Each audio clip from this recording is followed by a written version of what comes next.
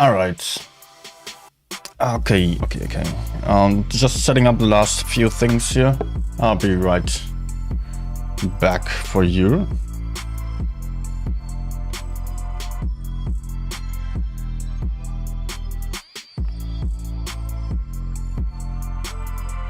So trying to connect my iPad so that I can control the stream via the tablet. Does not work yet.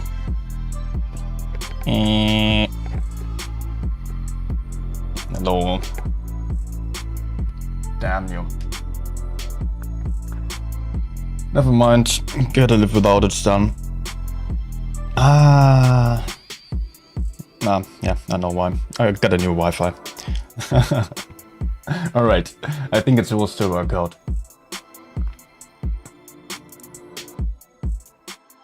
Good, let's turn down the music a little bit. And get ready for a few last things. I still wanna quickly open stream chat. Yeah, let's start a bit slow today because I still had to prepare a lot of things for the stream. And for the streams in general. When it comes to stream graphics, etc., that was pretty much my job. And yeah. So much about that. There was really a lot of stuff to do. And therefore I was still busy until a minute ago to set up everything. And we are going to have 3 minutes of delay today. As always on tournament streams. Although I think the official streams do have like slightly more than that. But yeah. 3 minutes only today. Joe, hi. Is there any giveaway? No, there is not any giveaway on the stream, I believe. No, I don't think that there is any giveaway on the stream. But I can give away a lot of awesome battles, hopefully. And also, hopefully some great commentary to make you enjoy those games and get you to understand a little bit more what is actually going on there, because we are going to see some really top-notch players. We are starting with Jones versus Jones versus LOCA. Second game, what I have on that description is incorrect. It will be Serenity versus Raid, because Rolling is not able to stream and I have to take his game down. Serenity versus Raid, yeah, that should be it. Good. And yeah, welcome first of all to everyone who already joined. I'm glad that you're all here, and I hope that you will enjoy this show. I'm still trying to set up the last few things, but we still have some time. The games are only starting in about 10 minutes. Until then, I will still explain a bit what this tournament, or how this tournament is actually going to, how it is going to work out, how we set everything up, how we organize stuff. But let's get to that in a second. I still need something. What do I need? I need the music at a slightly lower level, and I should already open the game because I really don't want to mess up with the start of the battle. I want to be ready right on time. So please be prepared. I guess tomorrow I will be a bit earlier with doing all that kind of stuff. Did not even finish my dinner, man. And I am not able to control the stream via the iPad, which makes things a bit harder. But we will have to live with that for now, so yeah. I see a lot of familiar faces on the stream already. That's great to see. Okay.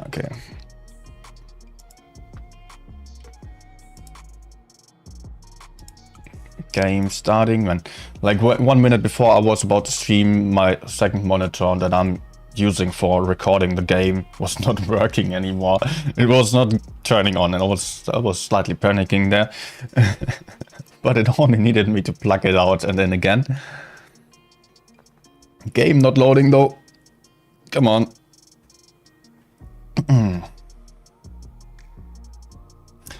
Today there's also, like, we do have two groups first of all. Okay, while the game is loading, for whatever reason it takes so long, probably because I didn't open it on PC for quite a long time.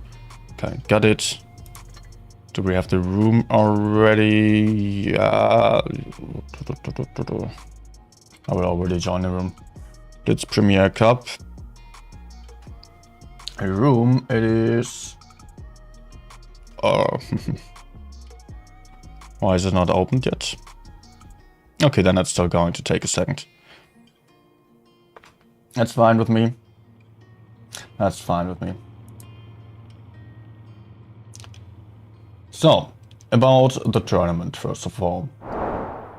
This whole tournament is going to last for 7 days, 1 week in total, and we will have 6 days of tournaments here. Yeah, so far you do only see the schedule, but that is not really telling you how it actually works out. But I have done some great graphic for that to explain everything to you. We are starting into the first stage, that is today and tomorrow, where it is a single round robin.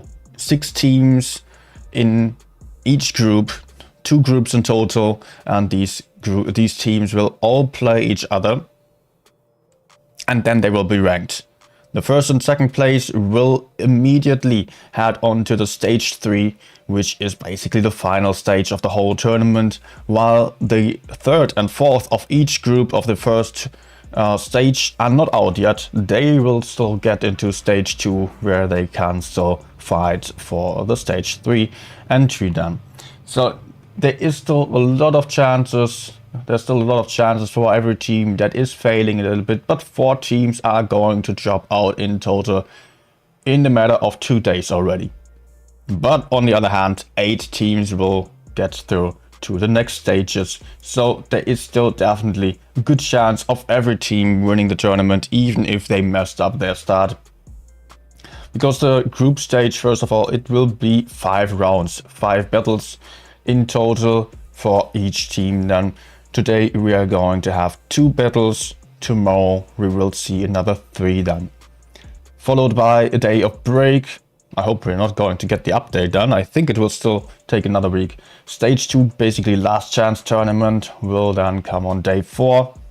And on the next weekend we are going to get the entire stage 3, which is taking a bit longer because if you have seen it on this format already, it is a best of 7 or best of 9 on the stage 3, while all the other battles are best of 5 only. We do have these 2 groups. Today we do have group 1 with Vel, TTT, LOCA, Sparta, Jones and Immer. So some really strong teams on this group already. That is really going to be interesting. Group 2 has Veil, Court, ZGS, Serenity, Raid and Riti. A little bit easier, but still some very strong teams on that one as well. And it would be very nice if I was able to just get into my room now. Why do I not see this? Right, for whatever reason it was not on top like the others, but okay. That's fine. Good. We are in the room. And Jones is already in the room. But the other team, LOCA, is not there yet. Alright. Okay. Let's move over to the desktop then, I would say. Yep. We will still have to wait in the middle for a little bit.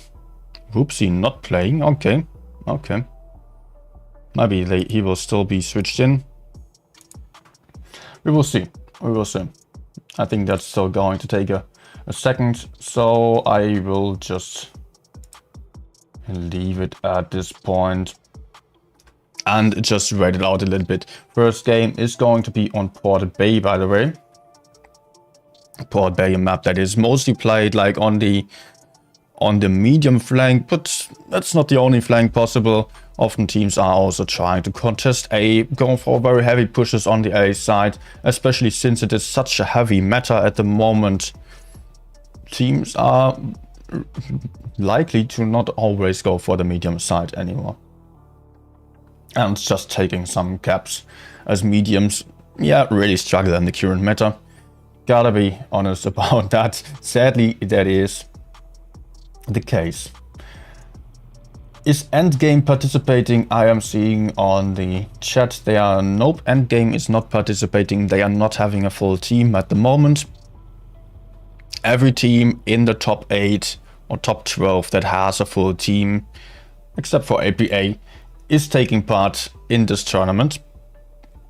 So it was really just depending on which team does have the players ready.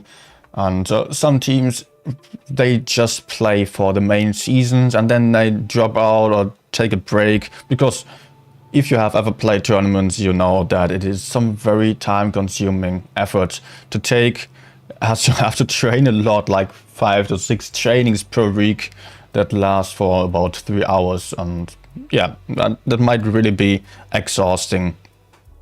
And yeah, you will be happy about just having some little break in between. But most of the top 8 teams actually participate. Oh, I think it's only APA and EG not playing. And yeah, that means we are going to have some pretty decent games here. Also, like, this is top 12 basically. It is not only top 8 but our entire top 12. Some of those teams are new, but those also consist of new players, of old players that definitely showed their skill in previous tournaments already, like Val, for example. Some very promising team. It might get quite far. But yeah, it's still going to, we're still going to see how it is going to turn out. Oops. Oops. I wasn't, okay, you could not see that. I was just switching over to Discord and it was on the wrong screen. I did not want to do it that way. Where's my stretch sketch actually? I had that opened already. Ah, okay. Okay. Because in between the battles I will try to just analyze a little bit, so that you understand a bit better what was actually going on there. Okay. Stretch sketch ready. The players are not ready just yet, so it's still going to take a second. Hopefully we are getting there very soon. But let's just close all the unnecessary stuff, so that we are going to have a smooth experience here for the stream. Okay. Let's share it also on Discord still. Forgot about that. It's a little bit messy still today. First tournament stream in a long time, and yeah, I was still quite busy just before the stream. Okay. I'm just going to quickly tag people on Discord as well, so there may be a few more find their way here. But I am already seeing some good numbers on the stream. So welcome everyone. Welcome everyone who also just joined in. Okay, I guess we can already switch over to the desktop. By the way, as you are seeing on the screen right now, this tournament is mainly sponsored by Harry Clan Alliance, or the, oh man, Rilla's What? Riddler's Alliance? Ah, there we go. But also, it is a community tournament, so it relies a lot on private donations. So also keep that in mind. If you want to support the prize pool of this tournament, you will also find a link in the description below. Alright, let's get into this tournament. Oh, it's been a while since I've streamed my last tourney. Unitastic from LOCA here immediately getting into C, getting in the first spot and getting in the cap straight away, because yeah, he is quite fast. And on the other side of the map, the Jones team does have a full heavy setup. They are going to meet Fantastic here and Radicoso, who are trying to decap A, but they are quite alone. They are very isolated here. If Jones would decide to push onto them, LOCA could possibly have a huge problem here. Those tanks really are in danger here. Fantastic can hide a little bit. He is somewhat hull down in this position. Jones not really committing to it yet. Now they are coming, but LOCA has already reacted to this and they are rolling in to help Fantastic out here. But Jones, maybe they hesitated a little bit too long, but I think they are still in a good position to take out Radicoso and Fantastic quite quickly here. But it is not looking too well for them. Yet Jones does already have gun advantage at this point. They do have a hit point advantage, but it is only by a small margin. And it is a very chaotic brawl here going on. It is all about the focus fire. Fantastic is about to go down in a second. There he goes. 2 guns out of the fight for the LOCA team already. Maybe they were a little bit too splitted here. This decapping position behind A little bit too aggressive. And Jones could make great use of that. But it is, maybe at this point, it is close to getting to be decided as the hit point gap is widening. We are about to see Fantastic go down here, getting killed by Bpc. And only 3 guns remain on the field for LOCA. It was, in my opinion, a bit of a misplay here by LOCA to split up that much here. Jones hesitated quite a lot, yet they have seen their opportunity to go for this push right when it was needed. Is Sybil going to get pushed into the water? No, does not look like it. Whoopsie trying to, but Sybil not giving up yet. Last man standing. Jump.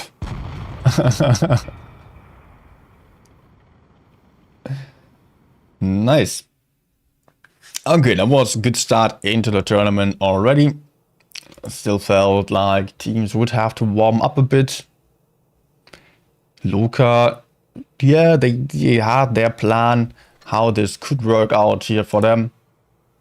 And Jones, somehow Jones was actually really quite slow reacting to their opportunity. But they tried to take the double cap first. That was their goal. Yeah, that was what they had in mind when creating this strat. Just quickly capturing base A and B and then sitting back with a very heavy setup. Also, they had a mouse on the field to get into B. And they would not have had to pressure that much, but they had the chance, so it's better to go for it. And they, as soon as they had the information, they were not hesitating anymore. Next match is about to start in a couple of seconds. 2 minutes break minimum, up to 3 minutes maximum in between each battle. And it will be the same map again. It is a best of 5, so 3 wins in total are needed for a win. Only waiting for Fantastic. So the setups have not changed a lot since, or LOCA's setup has not changed a lot since the last Blitz Premier Cup, not Blitz Premier Cup, but the Blitz Cup. While Jones, which teamed up with BPS, Is going for a lighter setup with more M6 that delivers some DPM, clipping potential. Also has the Vickers light tank on the field now. Both teams, no. LOCA is deciding to go for C with everyone. Bpc here maybe try to do the same move as LOCA did on the last game, but no, he is deciding to not spot aggressively. He's going for this decapping position, gets a nice bounce, but Unitastic will just pressure him down, and the others will take the cap in no time. Bpc will not be able to decap this. Was a nice idea, but it's not going to work out if there are so many heavy tanks in the front. But with LOCA all going for the C side, we can see Jones having gained the entire map control of the other flank, having double cap right now. But LOCA are aware of that Jones is somewhat split here, having two tanks on the other side. The Vickers not going to be able to help too much, so LOCA does have a big tank advantage over here, and they will be able to just push in with 7 tanks into only 4 to 5. Object 3 finished capping and now got back to his teammates.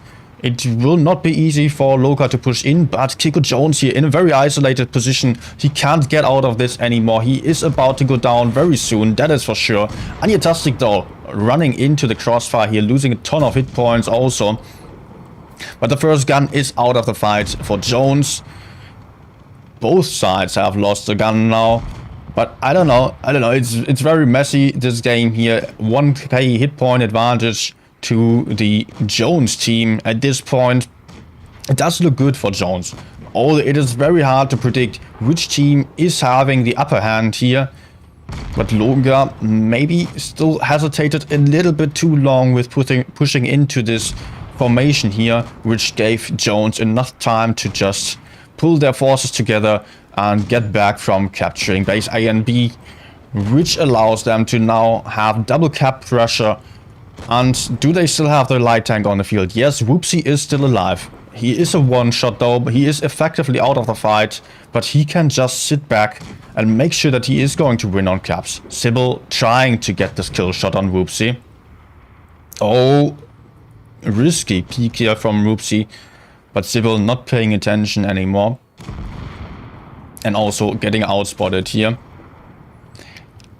It is just very close though. There are 3 guns versus 2 actually on the side of LOCA, and now it is only 2 guns on the side of LOCA versus 3 guns of BPS. And Jones still has this very healthy mouse here, but the Vickers is only a one-shot. And the cap points are ticking over. Sybil probably going to get taken out by the mouse. No, he is getting safe still. But if the Vickers would go down, nope. Impossible to turn around. The cap points were played here by Jones.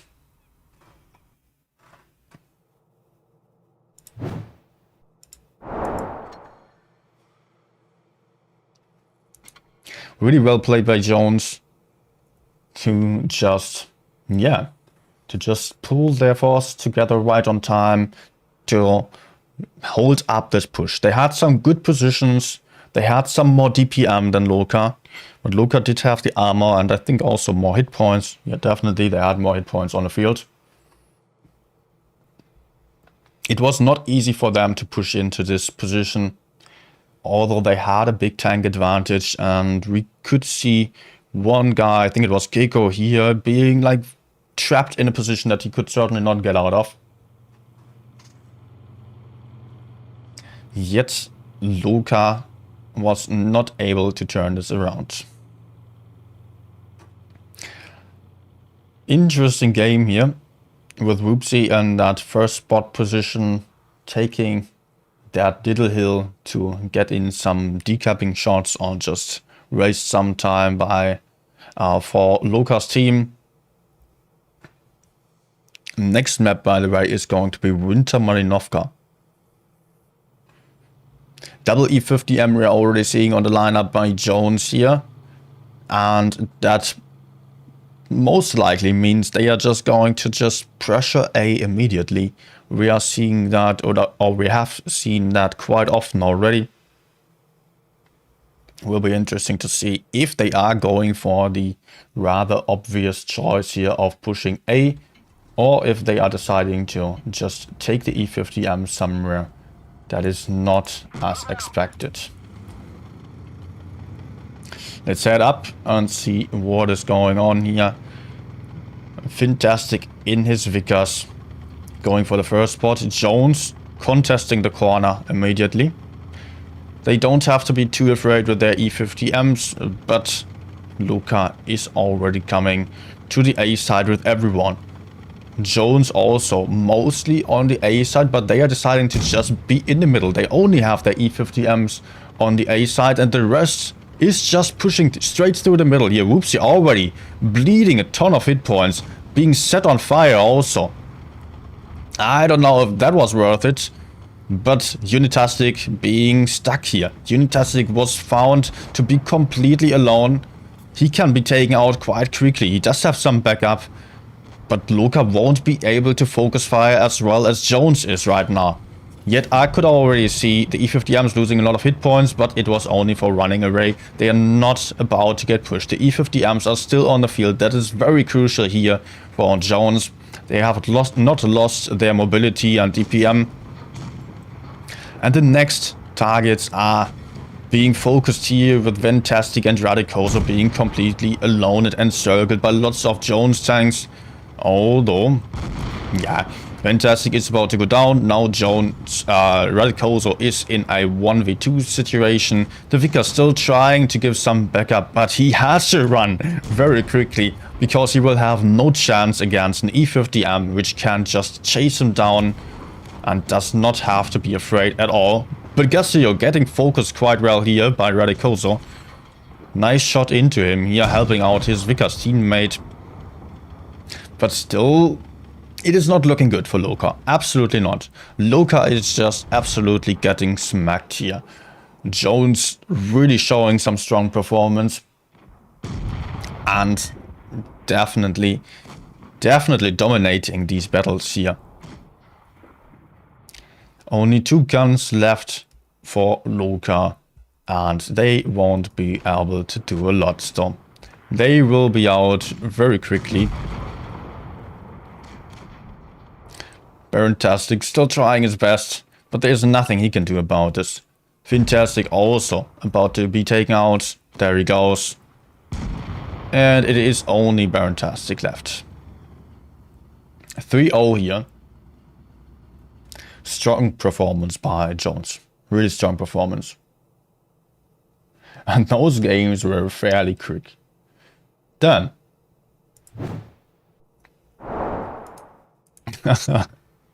Those were really some very quick battles. And that is already it for this match.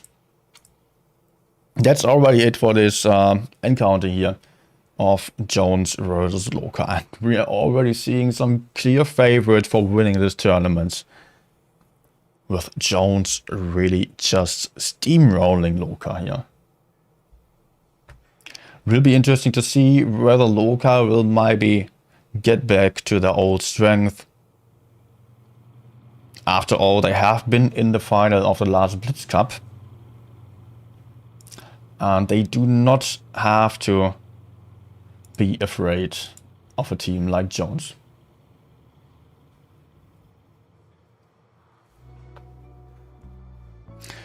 That means also that we are going to have some time now until the next games are about to start.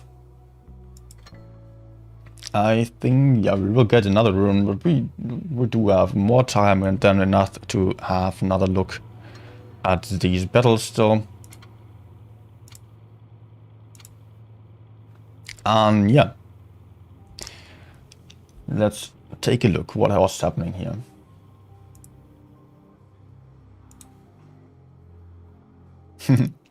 Daniel asking, IS-7 meta again? You have missed something. You have absolutely missed something. The IS-7 is so bouncy that it is like yeah, quite a preferred tank for many teams to just go for those YOLO pushes. That is what the IS-7 is currently great at.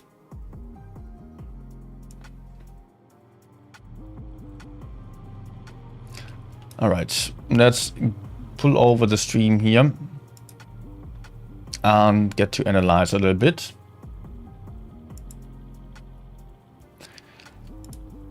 Okay, let's get to the start of the battles. Only 3 battles, damn, that was too quick for my taste. I would have loved to see a bit more.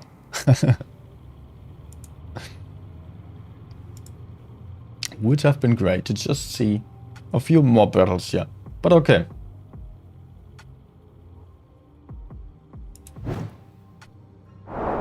So, let's switch over to the game again, or to the stream again,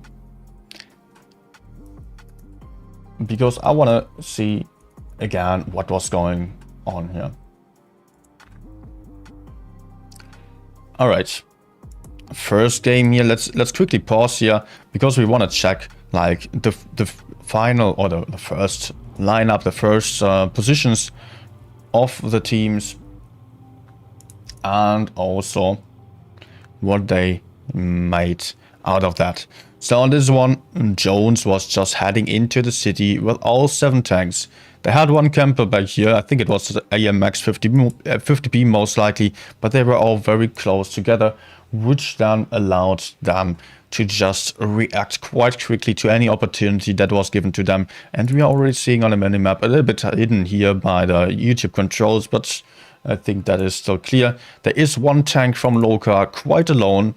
Unitest getting the first cap, which was obviously a really nice thing. They had the information, they had the cap, but still, although they had their information already, there are still 4 tanks, even 5 tanks over there that are basically completely out of the fight, very far away. Jones, they sent in the first tank. The others still hesitating quite a lot. They could have certainly been a bit quicker on that, to be honest. But it was still well read here, the situation that they were in. And they did not need long to just take out those 2 guns and get a comfortable gun advantage. We could see like finding some isolated tanks is like really important for winning those games. Then a clever push that will quickly decide over the outcome of the game already. 1 gun out of a fight and it is basically over for one team or the other. The rest of this was basically down to the focus fire here, but also Jones had this very comfortable advantage of having the double caps here with the mouse still on B. Of course, that could get ignored. But yeah, the mouse with its hit points, can't just, it can't get focused that easily, and it was the only tank that was alone, while the others were just close together, making sure that they would not offer any weak spot to the enemy. Let's get to the next battle and have a quick look at how this one turned out.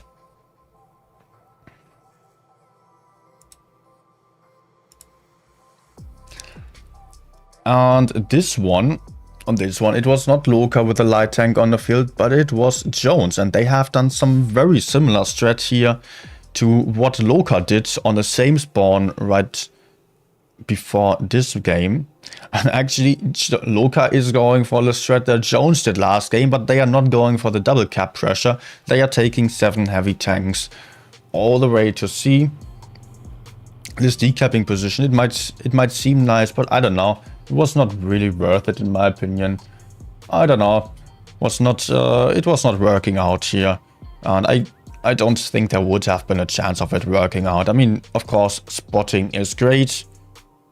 Maybe he could have dropped into the cap if no one was coming, but he could have also just stayed in the cap, like the Vickers of LOCA did on the last game. It might seem fancy. Is it that effective because of that? I have my doubts about it. And yeah, LOCA was already pushing in here. Let's quickly pause here because there is some really important thing going on here. First of all, Jones did a really nice job of just retreating immediately after taking the double caps. They were just getting back together to have some very close formation over here and stop the enemies from pushing in. While the Vickers was even being so brave to just get right behind LOCA's team. And that means, just look at this right now, the map control of Jones versus the map control of LOCA. They are all trapped in this little pocket here. There is still one heavy tank like isolated over there, but that's just getting ignored by the Vickers. And we could... What is this heavy tank doing there? Actually, I don't know. It does not seem to be too effective, to be honest, as it is quite far away from the main fight. Can't really focus fire a lot. And at this point, again, it is just a chaotic brawl. But Jones has done the better trades already. They already have gained a lot of hit points. They have the cap points in their pocket. And it is an easy win for them right now because they can just sit back. They can just sit back. All they have to do right now is hit their shots and try to stay alive as long as possible. Whoopsie here, so trying to get away. And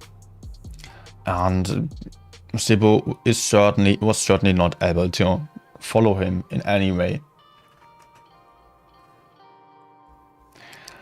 Okay, I think that was basically it for this game already, and I think in this one there was some great usage of that light tank's mobility there.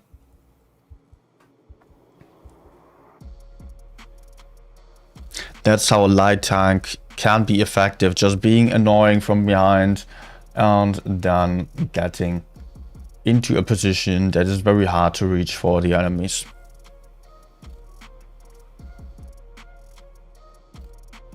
On this one, it was actually hit points are only very slightly in the favor of LOCA, although Jones does have double mediums on the field. It's only one shot worth of hit points in difference here. And LOCA tried to immediately pressure out these E50Ms actually, but it was not really working out. They had 3 tanks chasing down the E50s. Oops. 3 tanks chasing down the E50Ms, while Jones was just killing first tank right over there, and the next 2 tanks were just running into their death here at this point because their teammate was about to go down. They should have maybe just sat back a little bit, so they still had a better chance. But now look at the map control again. I think that with those 2 tanks being in the middle, those 2 in the middle of the crossfire here, they made a huge mistake pushing forward there. Easy to tell afterwards, but I can tell you while in the battle, it is not that easy to decide. They really wanted to help their teammate here, but the VK was already lost a long time ago. Maybe the VK was also quite too aggressive here, going that far forward while being then isolated. Maybe LOCA was just counting on Jones to just push A straight away with their setup and send their VK into B, but it was really clearly too risky to go for this move early on.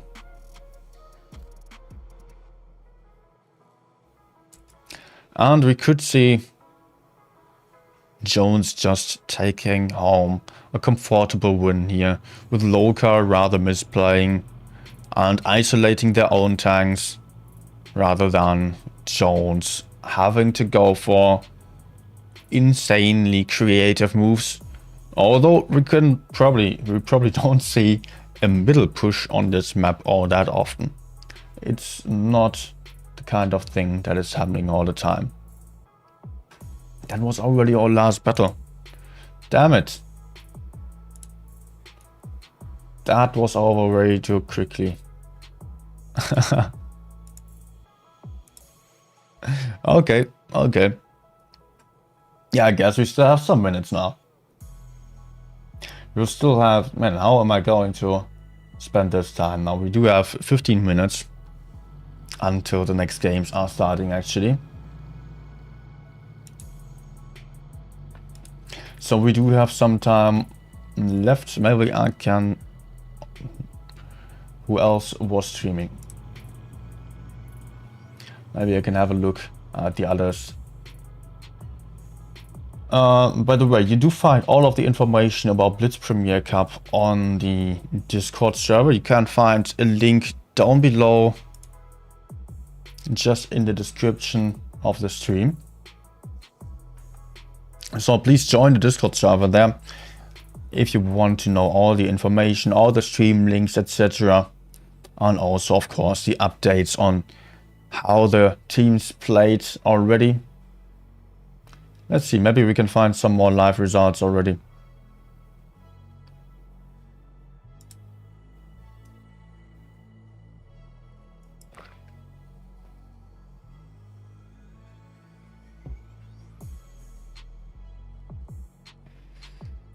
Okay.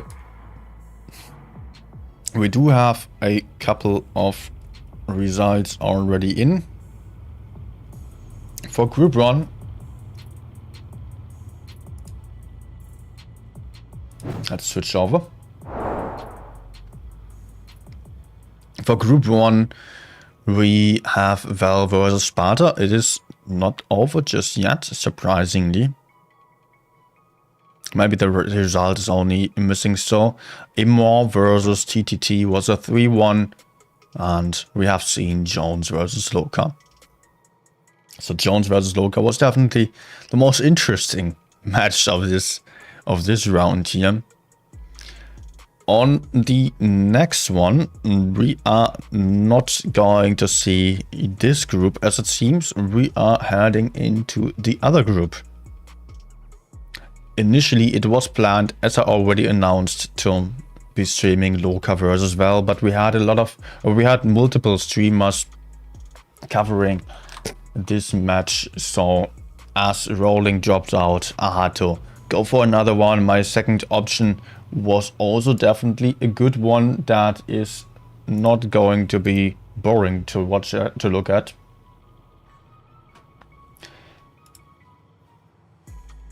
Option number 2 was Raid versus Serenity. If you have already seen the last Bpc tournament, you already know that Serenity was the winner of the last Bpc. But they did not play any official seasons since then. The players, though, they were still active in other clans, though. But they got back together right before Bpc started, and they already smacked ZGS on their first game here. Serenity won 3-0 against them. Cord versus Vale, Vale dominating with a 3-0 here. Riti versus Raid, dominated by Raid here. 3 times 3-0. Okay. We are already seeing some teams that are clearly standing out a bit over the others here. Mostly those clans that already have their top 8 experience. Round 2. This is going to be what we will have a look at. We will watch Raid versus Serenity here. Serenity is actually a completely French clan. And I don't know. I think they have their roots in the old FBI that has been around for a long time already. And Kraken S, maybe also some players have been there. And yeah, they have been playing on various different clans already. On the other games we are about to see, Vale versus Reti, ZGS versus Cord. Reti, by the way, was the 12th team to qualify in the qualification tournament only a few days ago. They have shown some very interesting games. I think on the second day I will also have a game of Vale versus Reti. I think. Yes, no, I don't know.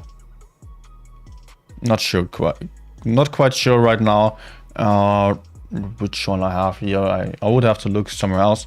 But yeah, I try to just cover most of the top teams that do have potential to getting quite far, because I want to see, like, I don't want to only follow one clan.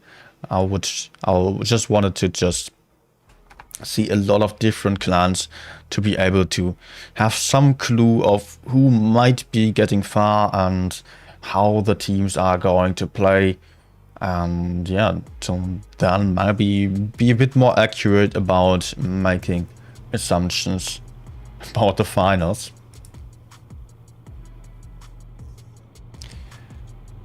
But yeah, we still have some time. By the way, Val versus Sparta turned out to be a win for Sparta. 2-3. Val not performing here. Absolutely not. They needed the whole 5 battles, the entire 5 battles, to win this, to lose this only. Val did not win this, and as I mentioned already, Val was actually one of my favorite underdogs for getting quite far in this tournament. But losing one is absolutely no problem, as I've mentioned on the tournament info already. Let's have another look at that. As you can see on the format again here, the 3rd and 4th of each group will still play in stage 2. And they will have a chance to fight in the upper bracket. First of all, 3rd and 4th of each group, so 4 teams in total, will play each other. The losers will also play each other again, and will play against the loser of the winner of the upper bracket. Like the winners of the upper bracket, their loser is going to play the winner of the losers. Then that might seem quite complicated. I hope this graphic is helping you to understand this. I really spent a lot of time trying to figure out how to get this to be understandable, as it was quite a complicated tournament system here, with a total of like 3 different tournament systems being used for each stage 1.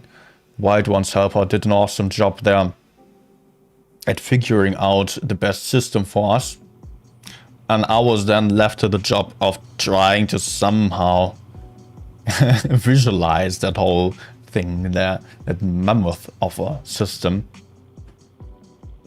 But yeah, even if a team loses in the upper bracket, they will be able to play in the lower bracket, and they will have a lot more battles. If they get into stage 2, they will have to fight for a lot more battles to get into stage 3. That is a little bit of the setback of not making it into stage 3 immediately. It will be a lot more comfortable for those teams that place 1st and 2nd in the stage 1 in the group stage already. If those teams are having some nice results early on, they are free for the rest of the week, basically, until stage 3 is starting. Actually, stage 2 is only 1 day. Gotta keep that in mind. I think 1 day only. Let's have a look at the schedule again. Yep, stage 2 is only 1 day here. Yeah, if there is no mistake about it, then it's only 1 day.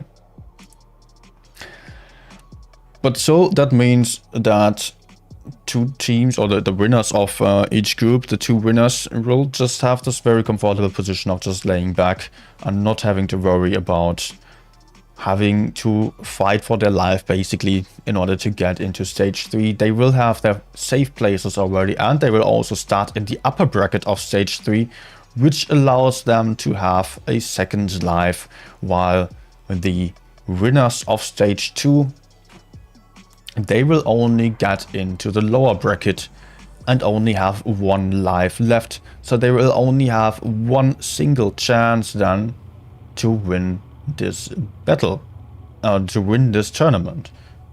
But they might still get into the grand finals. That is the main thing to have to keep in mind, that the team might really lose a lot of battles early on and can still get into stage 3. As you can see, like if a team manages to only place 4th in the group stage, and then they can just get into the upper bracket, they can lose again, they will get into the lower bracket, they win, and they get into the lower bracket of stage 3, so they can afford to lose again. No, they cannot afford to lose again, but they can then have to, then have to play for their lives. Then it is all or nothing at this point, but still, that allows for a lot of losers and bad games early on in the tournament, as soon as a team manages to perform better later on. And when it is going to be really important, then a team definitely has to perform. But with Vel already losing against Sparta, that might be a problem, because Sparta is, I don't want to be like offensive to them, but Sparta is none of the favorites for the tournament or for winning the tournament, and therefore it would have been like, especially for the mentality, for the mood of the whole team, for the spirit, it would have been great to just take an easy win home at the start of the tournament. Like Jones right now, they have done a 3-0. They can sit back and they know they have beaten the strongest team that is also in the tournament. They have proven their worth, and they will not be too worried at this point, and they will just be very relaxed and focused for the next games. Maybe too overconfident, but let's assume they are rather relaxed and focused. While LOCA also has to worry a bit more, but LOCA still is one of the strongest teams in this tournament, definitely. But if you are losing against a team that was not in the top 8 yet, which Sparta is actually, then it is worrying a little bit more. But okay, I hope they will find their focus again. I'm somewhat rooting for Vel, although the BPS team is mostly playing in Jones. But the underdogs are what I would like, to see winning this tournament actually. It will be interesting to see how it's going to turn out. Sadly, I won't be able to see the battles of LOCA versus Vel tomorrow. I would have actually loved to see that, but then Raid would have no coverage at all. So it is also nice to see some Raid. Well, I would have loved to see Vel, to be honest, especially in the game of LOCA versus Vel, with LOCA and Vel probably both being in a bad mood. But okay, we only have 5 minutes until the next game is going to start, so I can already open the game, get into the room. Next game is going to be Raid versus Serenity. Yep, there we've got the room. What? Invalid password. What the heck? Okay, I gotta check Discord then. Either I messed up or someone else. Let's find out.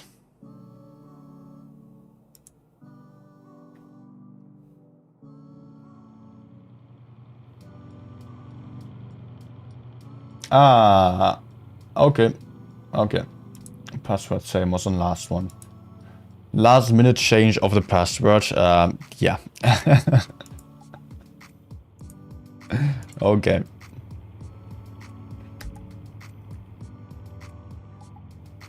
I mean, in theory, it would help.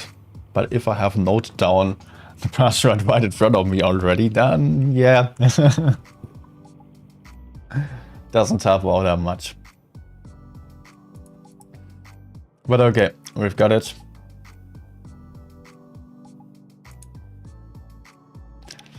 And our maps, by the way, will be Albenstadt. First of all, Albenstadt, I don't like this map in tournaments. It's like always one team from the north spawn going for the upper side. I can just show you. I'm ready already, so ready already. That sounds stupid. Never mind. I can just show you on my screen over here.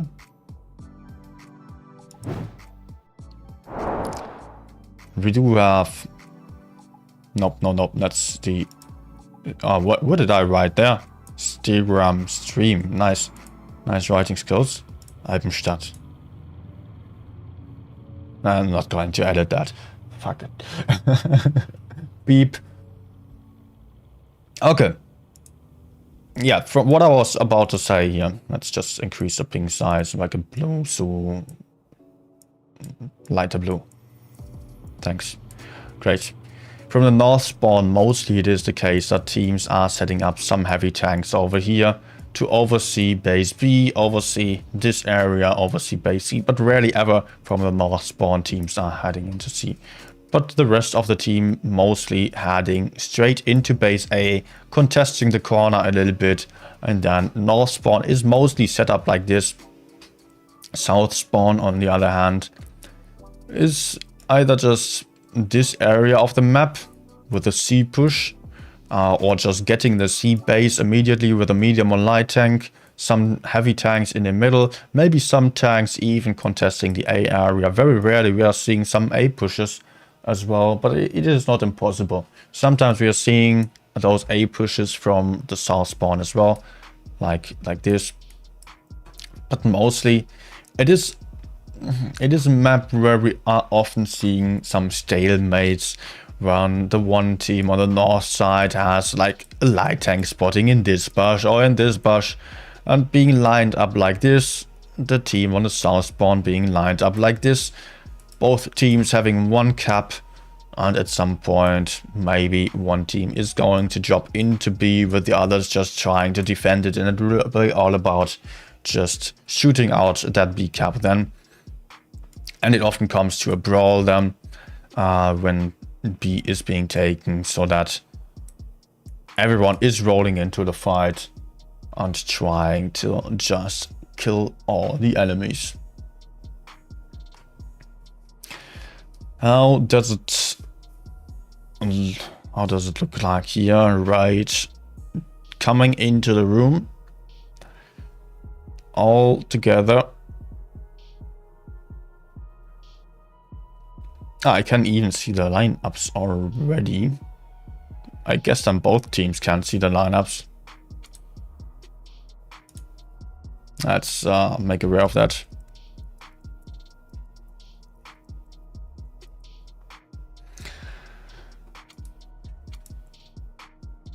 That might be a little bit of a problem.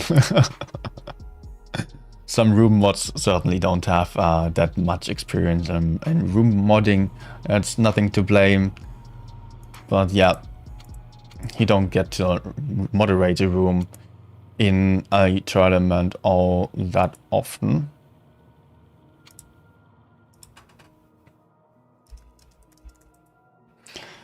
And yeah, that is also some very tasking thing to do. Like, room moderating is not as easy as you might think, and it is sometimes a little bit messy with all the teams just trying to switch out players, etc. And yeah, in that regard, great thanks to all the room moderators that are taking part in making this whole tournament possible. Okay. Tanks got hidden, but now I'm also on the team.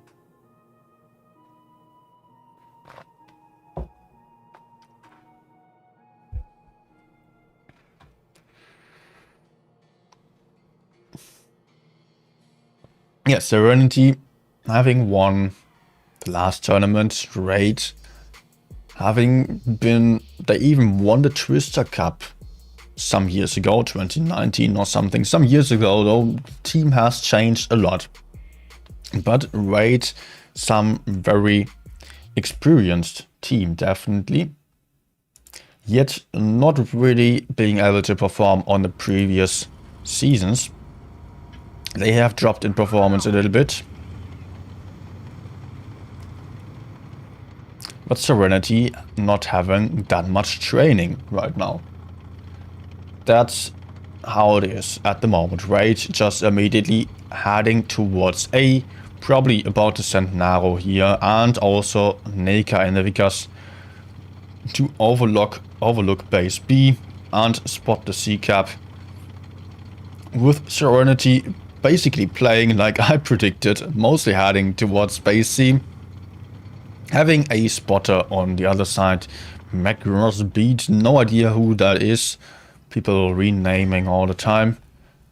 But yeah, all of those players certainly are capable players. But Serenity not having the cap lead. Will be interesting to see how Serenity is going to handle this kind of situation. But as I mentioned already, they only have to send in a couple of tanks into B right before the game ends and not lose a tank for that. In this way, they could possibly win, but Raid is well aware of that and most likely trying to defend the B cap with a lot of tanks, a lot of firepower with OG, Messi with the 60 TPs, Naro also on the other side in another 60 TP, being able to put out over 1800 damage in no time. With the tungsten shell special consumable, way more than that. But yeah, as mentioned already, this is the kind of stalemate that I absolutely don't like to see. And it is quite common on Alpenstadt as there is not a lot of options to go for. We can just sit here, try to blind shoot the bushes, like the Vickers trying to get into this bush. Yep, everything as usual. Nothing new to this one here. Macross though trying a nice blind shot here into the bush. Not connecting though. So far, no hit points have been exchanged.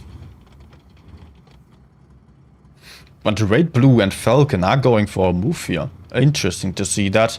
Although Raid does have the cap point advantage. Maybe they are not going for the move, but just pressuring a little bit to be like slightly closer to the enemies for the case that Serenity is deciding to push in. But this information was crucial for Serenity as they can just rotate out of this. They know that there are two IS-7s over there, and if they are quicker on the rotation, they might have a tank advantage on the other flank. Yet the IS-7s of the Raid team are not sleeping either. Raid Falcon already moved towards the middle, but now already has lost a couple of hit points. Hit points now still in the favor of Raid. And people are still trying to stare each other down. Not going to go anywhere if Serenity is not going for a move, which they are already doing at quite an early stage, as it seems. No, not yet. Still trying to find an opportunity, not really seeing how they could handle this. Pushing in here is a really risky option for Serenity, and they are still quite split out. But Raid may be preparing for something here. Spitfires might be in huge trouble here. Raid Blue putting in the first shot and Spitfires not connecting. And also wasting his tungsten shells for this. If Raid does not hesitate too much, they could possibly just kill Spitfires for free here. They could, but they do have the cap points. They don't have to do this. But I think they still should try to get this kill shot in here. Or they could also just ignore Spitfires. Actually, Raid is deciding to go for Alvarito here. Moving in through the B cap, finding Alvarito in the river. But now they will have Spitfires right behind. And Falcon maybe misplaying a bit here by just dropping down into the river. Getting focused quite heavily by Serenity. I don't see Raid really being too effective elsewhere. They are not really pushing in on the other side, although they are slowly going for it. They have just lost a tank at a very late stage of the game. But here is a 4v3 of Raid versus Serenity. But also, S1K is about to go down very soon. Da Silva is about to take him out. 950 points on the clock for Serenity though. It is going to be close, but Spitfires is about to get killed here. The Vickers 1v1. Serenity is going to lose this one. But there we get a kill of S1K, and it is a cap win to Serenity. Okay, that was actually surprising me. I have seen that there was an advantage to Serenity at the later stage of the game. I don't know. How did Serenity win this? Yeah. This push by Raid into the river there, that clearly was not really helpful. Maybe there was some miscommunications involved. Maybe they tried to go for Alvarito, and right after Falcon dropped into the river, they decided to not do so and rather push the A side. I could understand that it happened that way.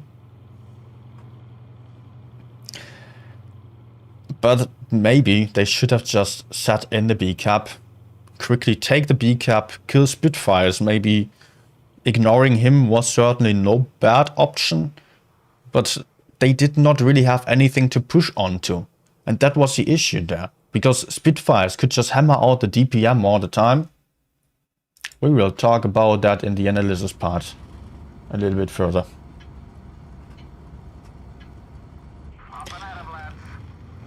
Okay, let's move up here. Is Serenity going for C actually? Yes, it seems so.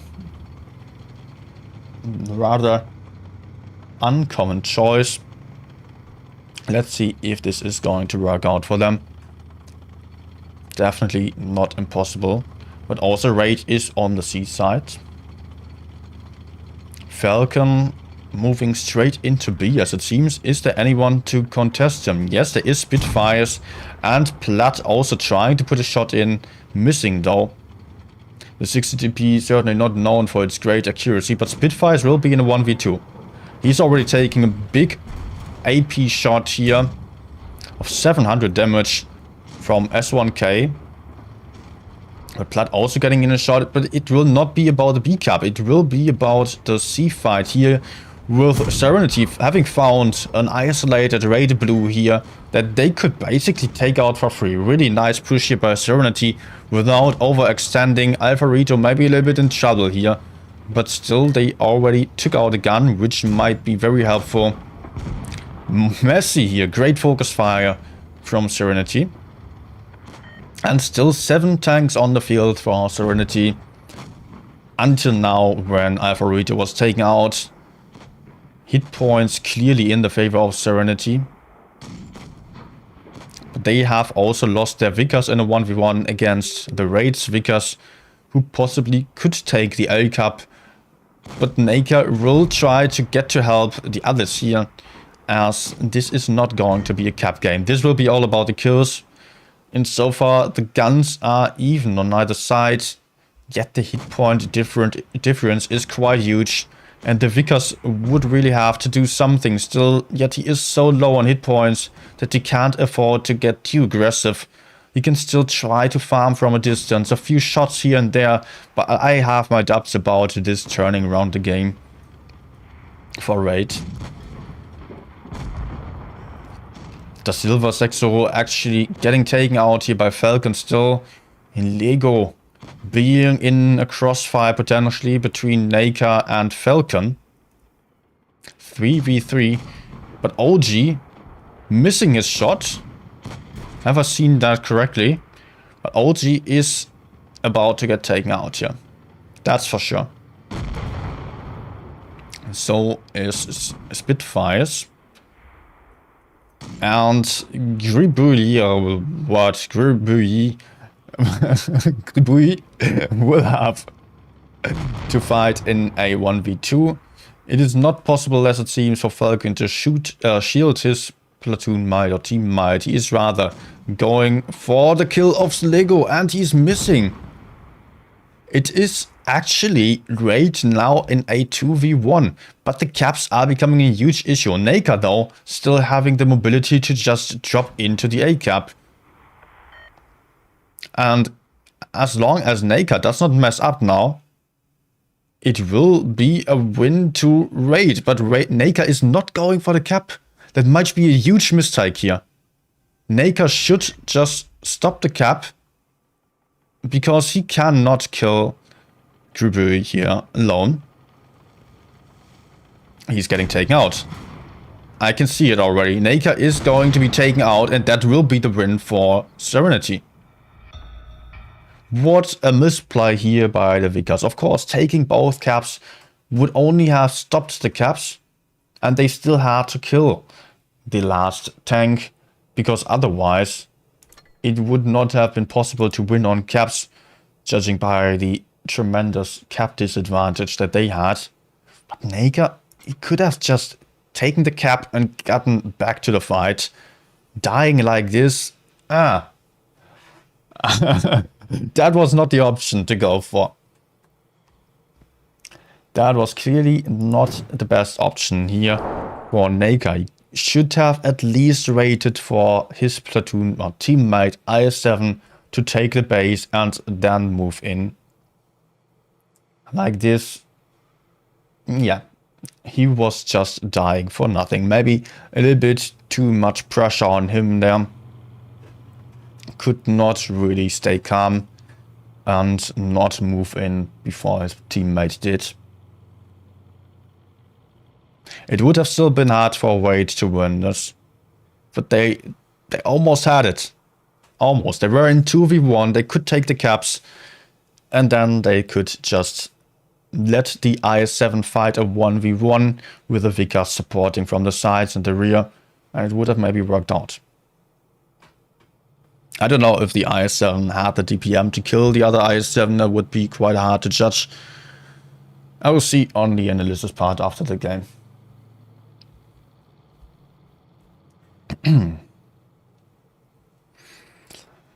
We are switching the maps at this point. It is going to be Desert Sands now. An interesting map that often leads to a brawl in the desert area. Yet, not always, of course. Not always. Especially on the last Blitz Cup, we have seen teams going all the way for the city.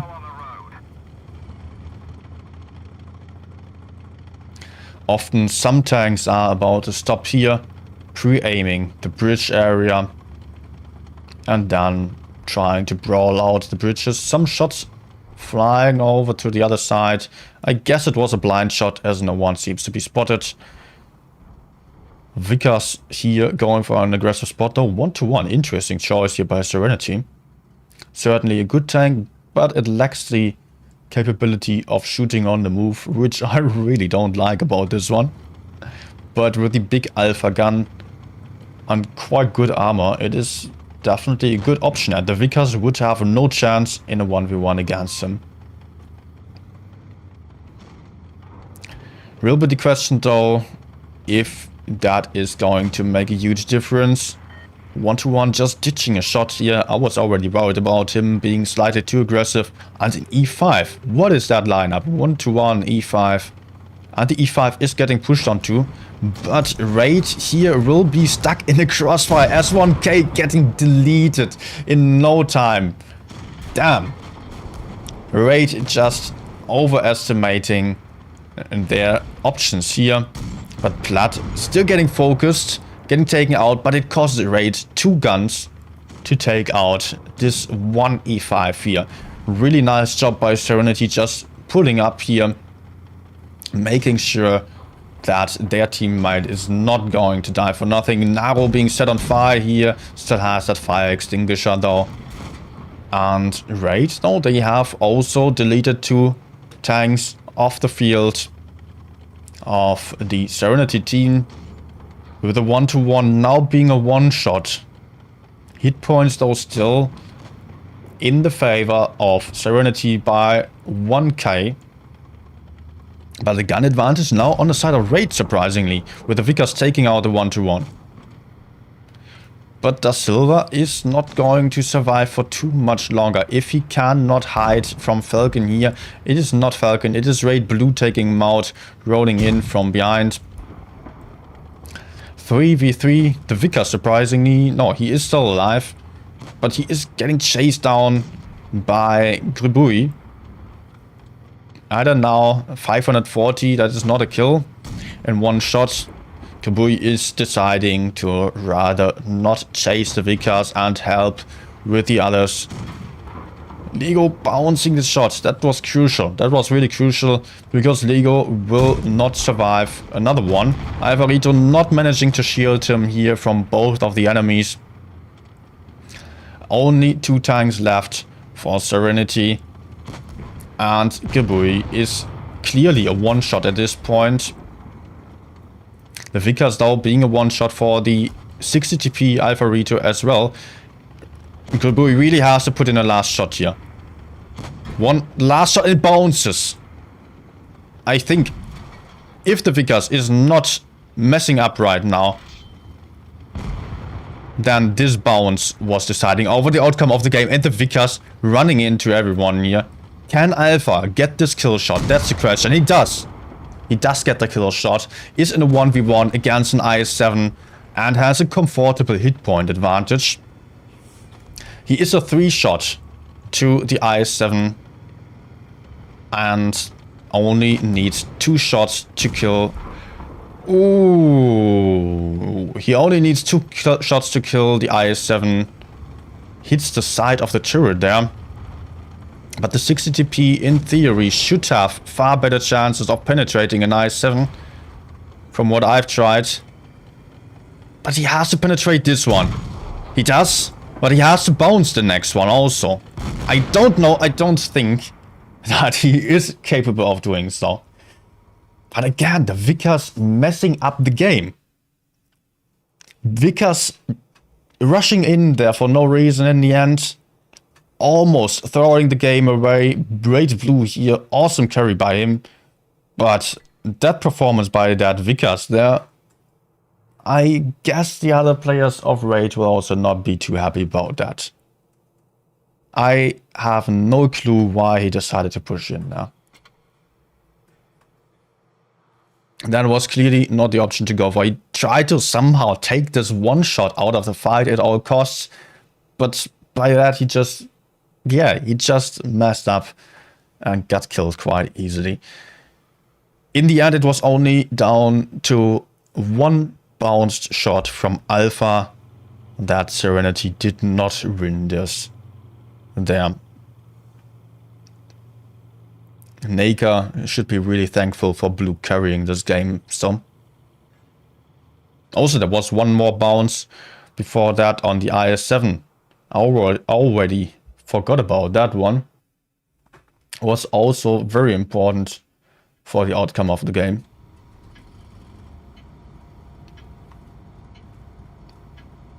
Let's go. Snow gun here. Is it snow gun? I don't know. Well, let's move up and see what is going on. Full heavy setup here for Serenity this time. Oh, sorry. Oh, first shots flying into Raid Naka already. The aggressive first spot not really working out, but also Alvarito lost a couple of hit points. He has his fuel tank damaged as well, so he might be easily set on fire. But okay, he still has another repair kit. The Vickers though, I don't know if he will be able to get out of this safely. He's not getting spotted right now. No, blind shot came too early. Another one missing him, another one missing him. That was backfiring here for Serenity to not have a medium on the field. And Raid actually managed to cap even B. Even B, the cap that is almost never being taken here because it is really well possible to defend this one. If Serenity still had a medium tank on the field, they would have been able to spot the Vickers and trap him in place. And he would have suffered a lot. But Serenity does have a 1k hit point advantage. And S1K might be out of position here. He really is out of position, getting crossfired from the Silver. Quibui also still securing this corners, and S1K, there he is, getting punished again. He is down to a one-shot. Comfortable hit point advantage for Serenity here, but Raid is trying to go for a desperate push here to somehow find some isolated tanks, but I doubt that this is going to be successful because those tanks are going to bleed a lot before being able to get an isolated tank right in front of them. They are trying to kill Spitfires here, but they lost a ton of hit points. 5k hit points less on the field now for Raid, and Messi being set on fire as well. Not looking good here for Raid. They had a comfortable double cap advantage. In the end, it was not enough here. They still have the cap advantage, but just look at this difference in hit points. There is no way that Raid is not going to win this one. The I7 here from Serenity taking this cap real quick before moving on. And yeah, there's nothing that Raid can do here. 3 guns left, 3k hit points against 10k.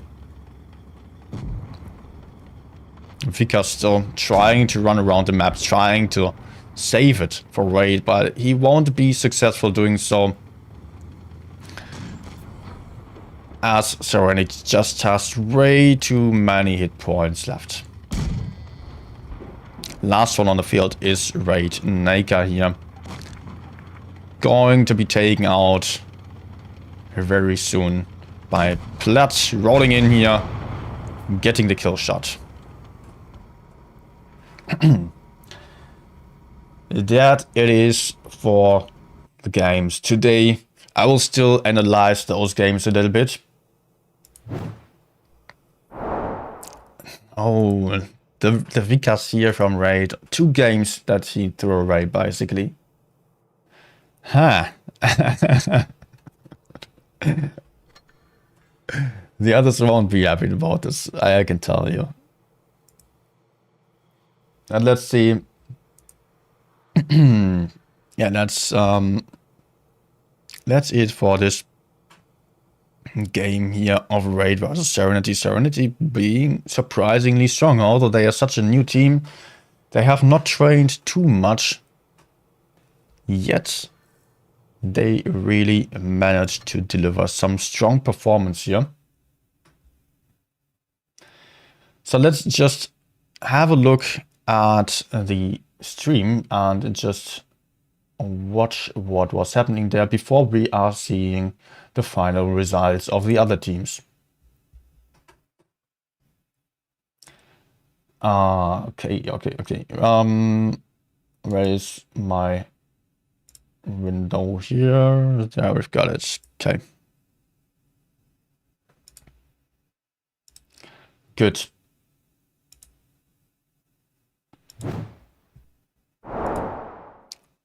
All right, let's find the start of this battle, or this fixture. It was Albenstadt here. I can be a bit quicker than on the last analysis this time, because yeah, it was really, we don't have to spend a lot of time before getting to the next battle. The only thing that is still going to await us is the bat at this point, most likely. Okay, it was the B defend and quick A cap strat by Raid, yet Serenity, although having the cap disadvantage, managed to turn this around. They had also hit point deficit from the start on, only 1 shot though, but still mentionable. Let's just skip forward a bit, because we don't need to rewatch the whole thing, and there was a lot of, yeah, stare off here on this match. Raid actually doing a nice job of getting their forces closer to the middle area, getting closer to the enemy. And as you can see here, like those are some really nice formations on either side of the map. Just look at this formation here. Also this one. It is really good for having some spots in the middle, being able to defend B. And the others are just rotating all the way around. Raid pressuring a little bit more here, but with them pressuring more and not having that kind of V formation, they already gave some crucial information to Serenity of having those double IS-7s there, which immediately made Serenity rotate their forces all the way around to try to push into the A side from over here. But they were stuck again. It was not working out just yet. It was actually down to the push that came from Raid that decided over the outcome of the game. With, yeah, Spitfires being quite isolated over here. Yet Raid not really wanting to go for him, rather trying to ignore him without having a better plan.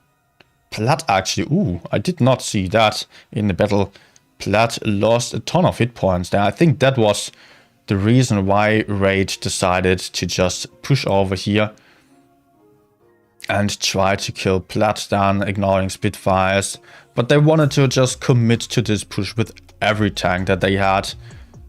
Falcon dropping into the river, hoping for some more backup by his teammates, trying to kill Alpha Reacher here. But Serenity just pulling their forces together, and the Spitfires here constantly in the back, putting out damage. Still, Serenity does have the hit point deficit at this point. But they are getting the first kill of Falcon here, which was, I think that was just so crucial about the outcome of the game.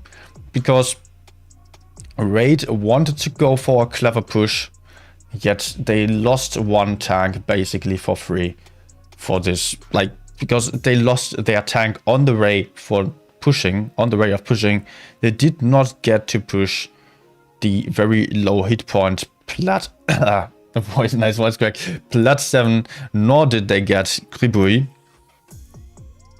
And yeah, Raid was about to win this side, yet they lost another tank for that. I think they even lost two. Where is S1K? Not here. The Vickers running away and leaving, actually leaving Serenity or Raid at a gun disadvantage on this side as well.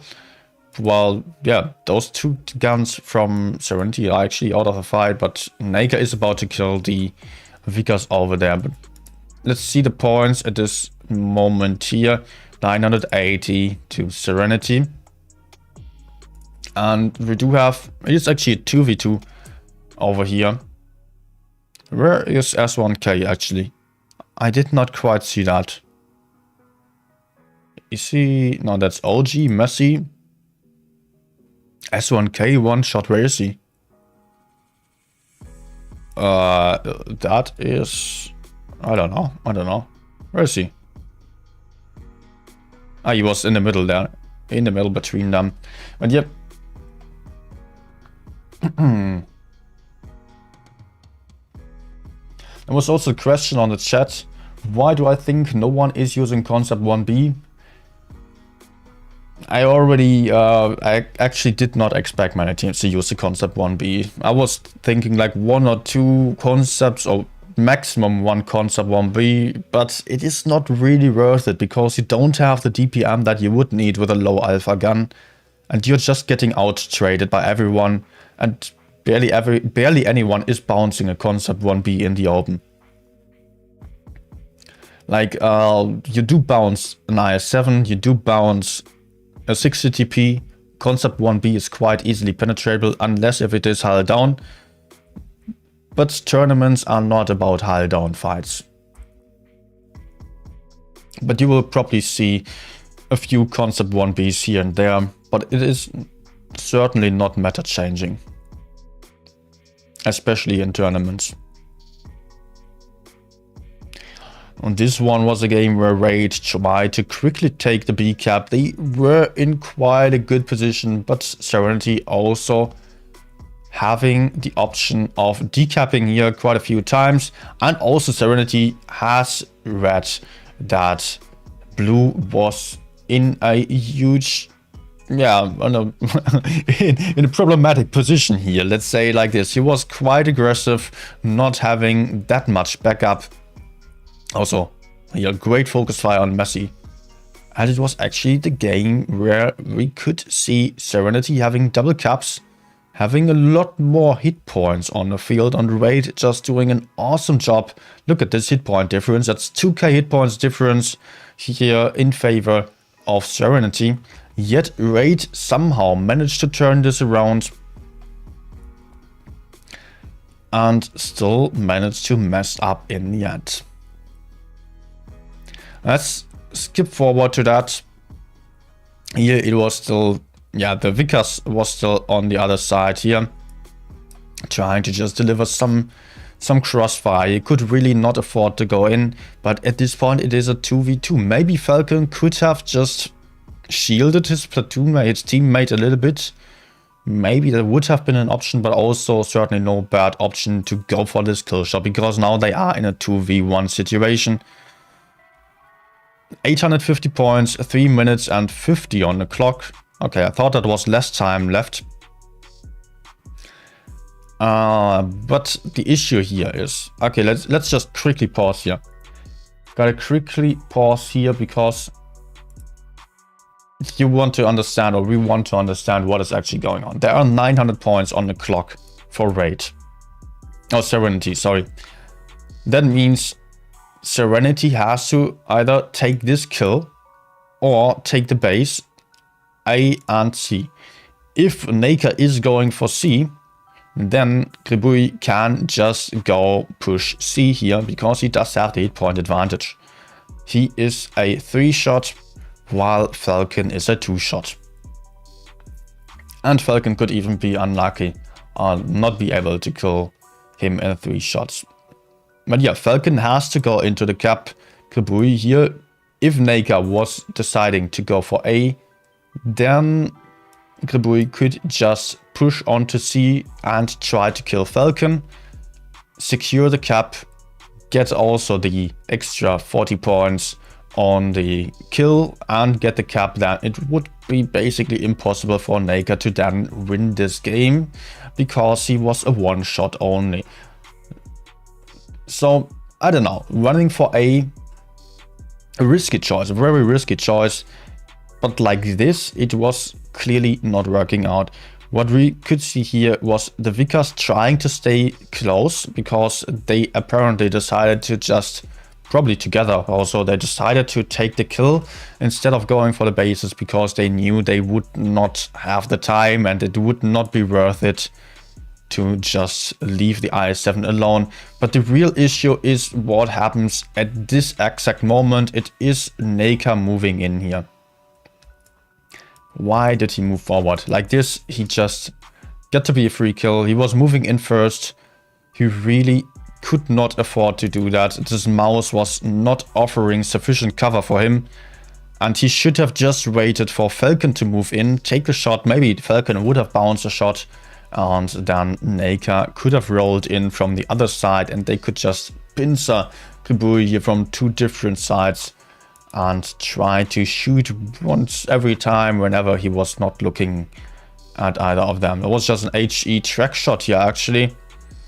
Not a bad idea, but that's not enough to win the game here. The mouse as a cover, not enough. Not enough here.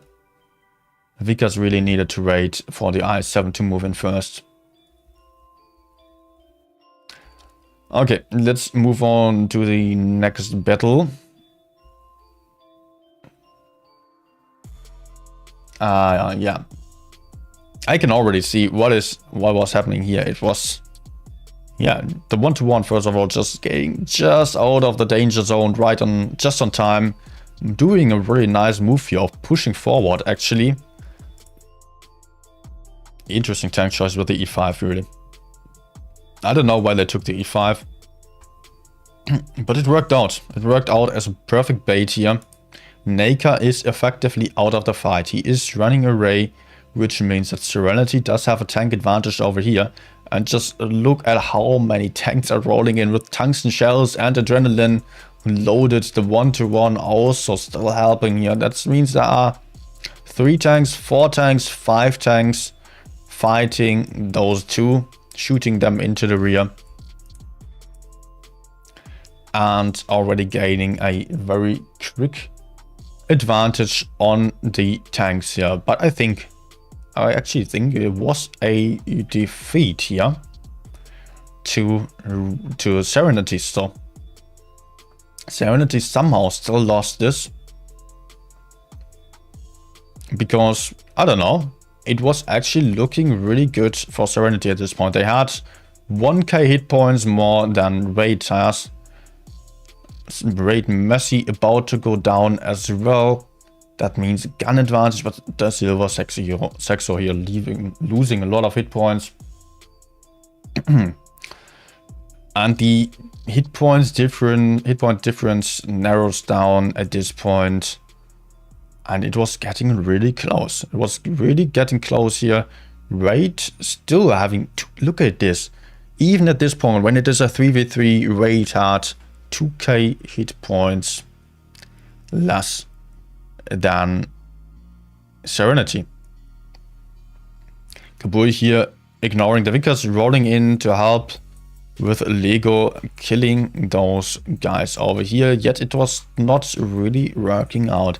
And now we could see what really messed up the game.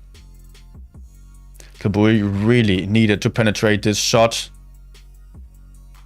And he just bounces aside of the IS-7, which would have made this IS-7 a one-shot to the 60 TP. But LOCA just rolling in, trying to get this kill and getting killed for that as well. I don't know. I don't see this being worth it. I really don't see it being worth it. But okay. Maybe he could have played safer than that.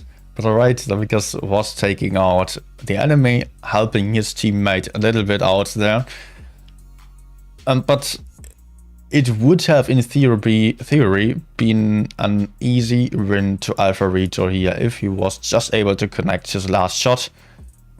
And even if his teammate did not bounce the previous shot, then it would have clearly been a win here.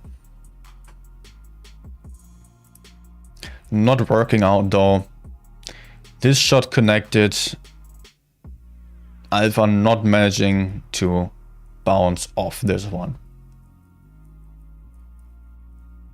Okay, let's quickly get over to the next game. And just have a very quick look at this. It was Vickers still managing to run away safely. Raid having the double cap advantage. Having not a lot of hit points on the field. And S1K is in a really problematic position here. He can get crossfired from lots of different angles. I don't know what made him go there. It was clearly way too aggressive. He could get shot through the train tracks as well. And by that, the game was basically already lost.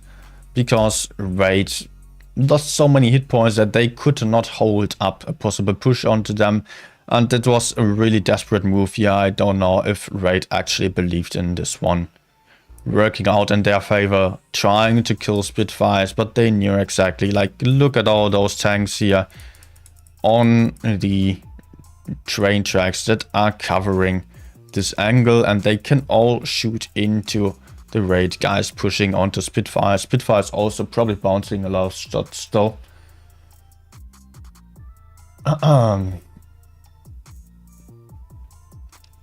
And yeah, that was it for Raid on this match here. Good. I think we don't need to analyze the rest of this one. That was already clearly lost at this point. So let's have a quick look at the scores now that we waited a little bit. And we do have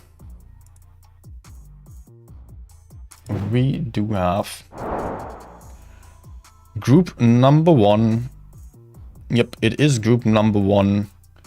Jones winning 3-1 against TTT. Aus Jones losing against TTT, who is clearly none of the favorites for winning this tournament, but still having their bright moment to shine against the top clan here, or top team.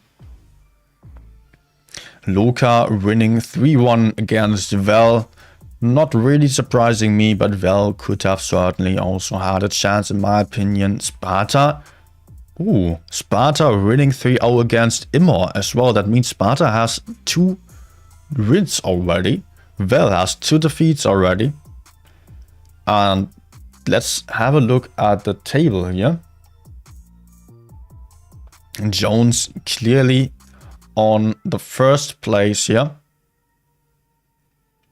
And they are at a very comfortable point advantage already. Did not everyone play the same amount of battles yet? Sparta only won? No. Because of the remaining. Okay, I will have to ask about that. But yeah. Okay, why is number 5 1 point? Huh? Okay, I will have to ask about that.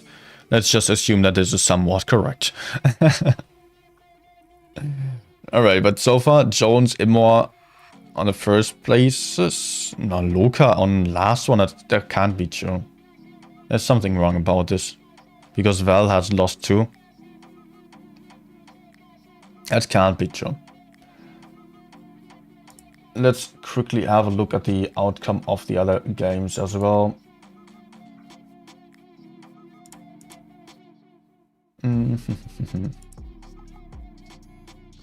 I accidentally closed the other one, as it seems. We already looked at number 1, group number 1. Now we are coming to group number 2.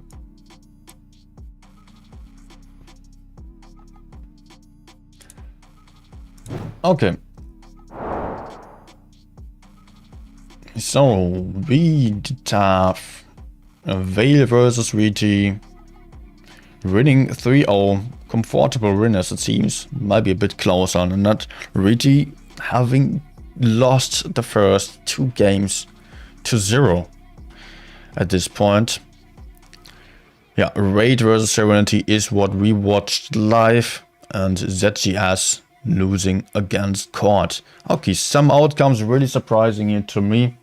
I would have thought ZGS and Val would win a few more battles. Also, Riti has shown some pretty nice performance on the qualification. Surprisingly, not really performing right now anymore. But okay. We will see how it goes and which teams are actually going to get to stage 3. And which teams are actually going to get to stage 2 tomorrow. Some teams, 4 teams in total, will drop out tomorrow of the top 12 teams that we are having in this tournament.